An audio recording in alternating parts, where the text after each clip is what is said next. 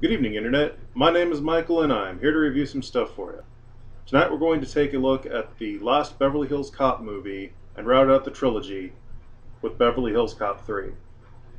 Now, if you haven't seen this movie before, let me tell you a bit about it. This movie takes place several years after the second movie. They don't really go into too much detail in the movie, like how much later it is, but you can guess probably about 5 or so years because it takes place in, I think, 92 or so. This movie starts off, Axel Foley's in Michigan as always, and he's doing a sting. And this time, he's actually doing real police work with actual other cops instead of just one of his crazy undercover things that he does in the first two movies. They're going to do a hit on basically a chop shop where guys have been carjacking and they're chopping up cars. Anyway, they go to do this, and when they do it, however, some guys that the real bad guys of the movie show up and kill all the chop shop guys and steal a truck, and it's a giant gunfight at the very beginning of the movie. And during this gunfight, the police captain in Detroit, that's been in all three of the movies, he gets shot and dies. And Axel Foley sees the guy that does it and gives chase. And then that's pretty much the only car chase in the movie. It's not too bad. It's kind of funny because the car gets shot up and it falls apart at the very end. But in the end, Axel Foley gets stopped by federal agents, and they tell him to let the guy go because they want to actually do a bigger bust. Well, of course, Eddie Murphy's Axel Foley he's a maverick, so he's not going to follow this. So he follows the clues, and it leads him to this amusement park in California that's basically Disneyland. It's not Disneyland, but it's basically like a cheaper knockoff version of Disneyland. They even have a guy called Uncle Dave who's basically like Walt Disney, and he's like running the place and stuff. So anyway, Axel Foley goes to California, and he teams up again with Judge Hirsch's character. John Ashton isn't in this movie. Basically, they just say that he retired and moved to Phoenix. And Judge Hirsch has moved up he's been promoted several times, and he's now in charge of this really long acronym name in the movie, and basically he's in charge of a lot of cops. And he doesn't get as much screen time in this one as he did in the other ones. Even the first one, I think. But anyway, Axel Foley goes to the amusement parks. Hijinks happen.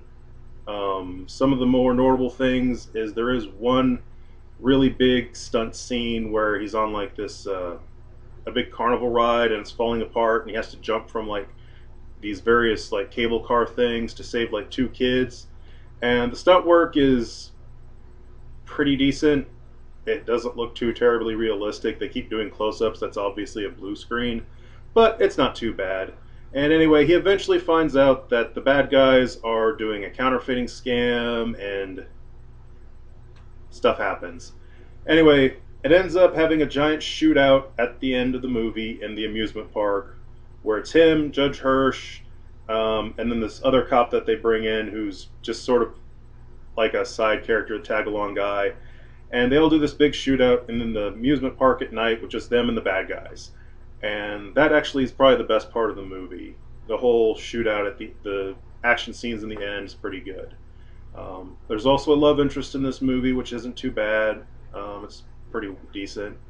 All in all, this movie's very good. However, the tone of it, aside from the tone in the very beginning where the police captain gets shot and Eddie Murphy's out to get his guy and get the revenge and stuff, the whole movie is a lot sillier than the other movies. The action scenes, it's actually kind of the bad guys can't hit anything in this movie until the very end.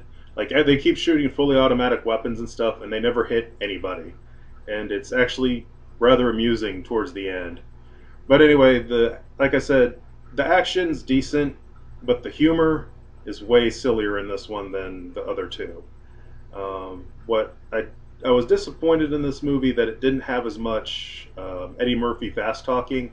He does like 2 scenes where he fast talks some people very quickly, and it's really done well when he does it.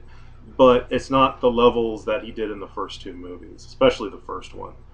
All in all, I definitely do give this movie a 5, and I highly recommend you watch it. It is very well worth watching, but it does suffer a bit compared to the other first two movies.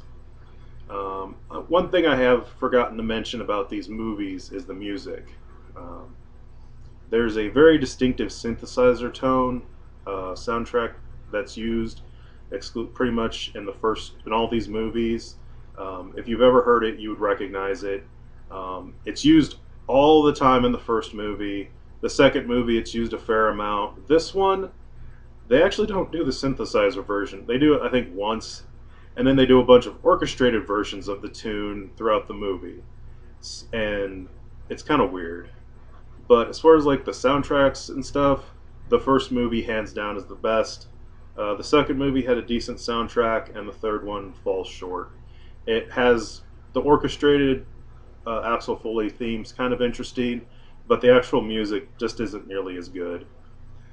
So anyway, for a trilogy as a whole, it's a really good trilogy. I can't say to skip any of them. The first one, it was still getting off its. The first one's good, the second one's excellent, and the third one's good. So I recommend you watch all three. And stay tuned next time, and we'll start something else.